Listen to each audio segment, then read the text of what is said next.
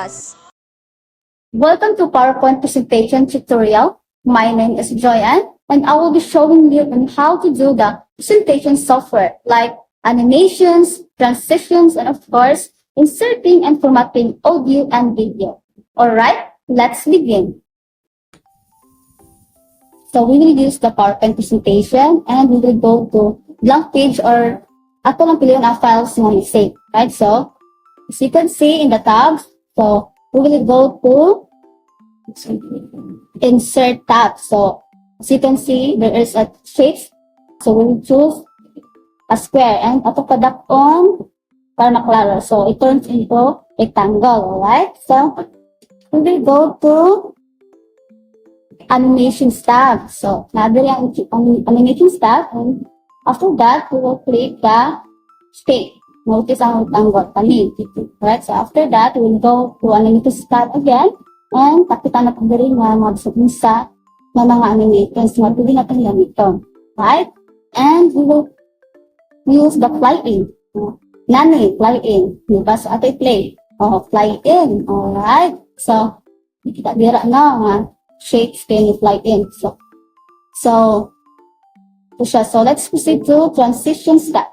Right? So we will click the transition step, and then so makita dira nga mga sa nga pwede na itong piliin nga mga transition.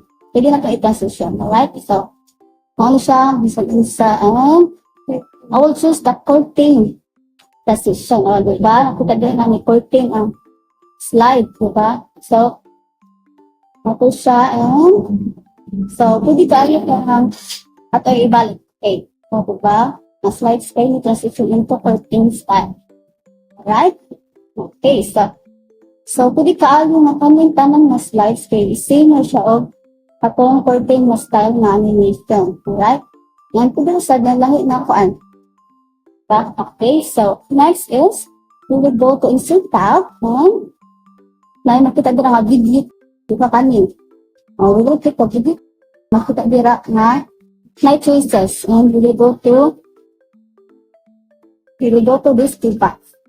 Right? And madry downloaded na video. So I will choose this one, and okay, next. Okay. Basta ato sa tarungon para maklaro. Okay. Ato i-play. So, diba? As you can see, i-play ang video nga atang di-insert during this slide. So, diba? So then, and next is we will go to another slide and we will go to insert tab, and as you can see sa video, na audio. And then we will click this, and na choices during the duwa. And we will use this audio on PC since na naka-recorded na audio. Okay, so we will check this. Okay. Isa tarong ha. Kasi garing I play.